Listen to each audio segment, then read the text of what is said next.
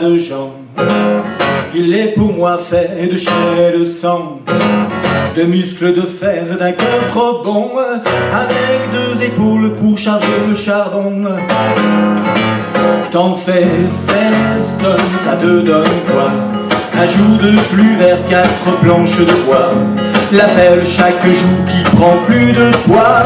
Avec son réseau tubulaire, ses boyaux ramifiés, à 20 000 lieues sous terre, la mine est un monstre tentaculaire.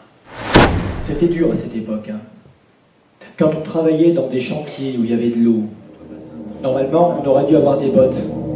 Mais c'est pas tout. Près de 200 hommes, pleins de vie, à la place, habitués au dur labeur de la mine, via le 10 décembre, espérer une paire de brodequins et la mort les a fauchés. C'était difficile d'avoir des brodequins pendant la guerre.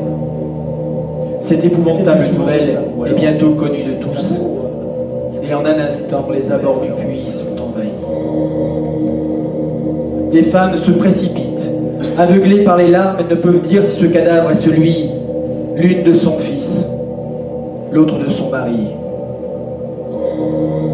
À 6h15, une explosion dont l'écho s'entendit bien au-delà de la place Chabanel attire l'attention des habitants du quartier.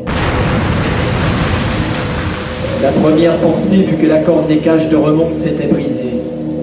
Mais le bruit ne tarda pas à se répandre, rapide comme une nouvelle de malheur, que le grisou venait encore de jeter la mort parmi les travailleurs de la mine. C'était un galibot qui s'en venait de mourir. C'était un galibot qui s'en venait de mourir, sans veste sur les chines et sans souliers aux pieds, descendait à la mine pour la première fois. Il n'y avait pas de blanc, il n'y avait pas de noir. On était tous copains, tout le monde était noir. Allez, ravissez-moi, ça c'est la lampiste, une lampiste, blanc elle va bien, même je suis triste, lampiste, une lampiste, vous pouvez 41, blanc elle va bien. Les crassiers, à Sainté, à Michon, qu'on appelle les mamelles de Michon. Non? Fameuse, n'est-ce pas? Vous en avez entendu parler? Je vous en dresse le portrait, trait pour trait.